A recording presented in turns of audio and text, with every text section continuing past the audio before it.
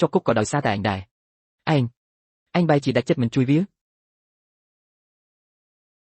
ខ្ញុំស្ទើរតែភ្លេចទៅហើយថាកូនប្រុសស្ងួនភ្ងារបស់ពុកម៉ែគឺជាជនល្មើសដែលជួញដូររូបខ្ញុំហើយខ្ញុំជាជនរងគ្រោះតើមានហេតុផលអីដែលខ្ញុំត្រូវជួយលុះរូបវានោះចុះអ្នកមានផែនការយ៉ាងម៉េចដែរ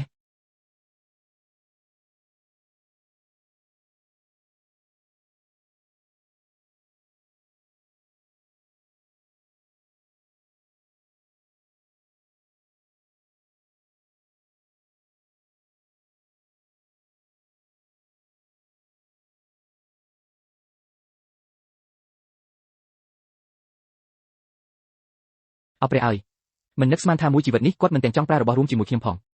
នេះតើគាត់ចាត់ទុកប្រពន្ធបង្កើតដូចជាស្ត្រូវដែលត្រូវប្រុងប្រយ័ត្នបែបនេះឬ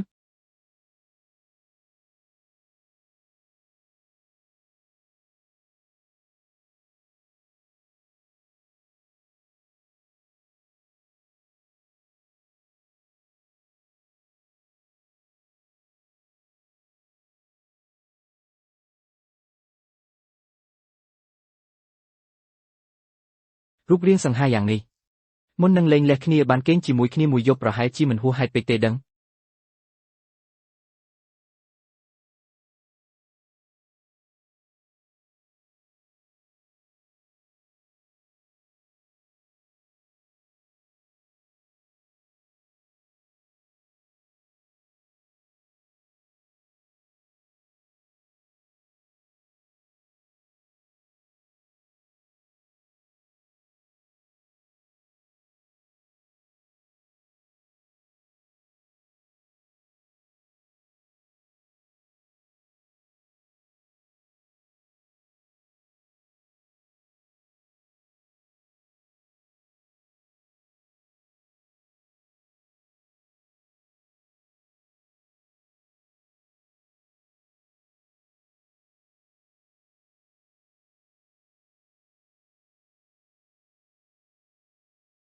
ពុកម៉ែលោកអើយ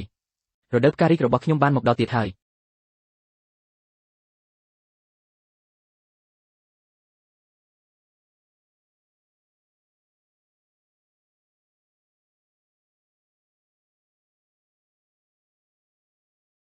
ហេតុអ្វីបានជាអ្នកមកគេងលើឥដ្ឋបែបនេះគ្រាន់តែត្រូវអ្នកតង់ទៀមបែបនេះក៏ល្មមហើយបើគេងលើគ្រែជាមួយគ្នាតើមានរឿងអ្វីកើតឡើងទៀតតើអ្នកចង់បានលុយ100000ឬ200000មកពីខ្ញុំគិតច្រើនពេកទេសូម្បីតែចានក៏មិនព្រមប្រើរួមជាមួយខ្ញុំផងតើអាចមកគេងលើគ្រែតែមួយជាមួយខ្ញុំយ៉ាងម៉េចទៅ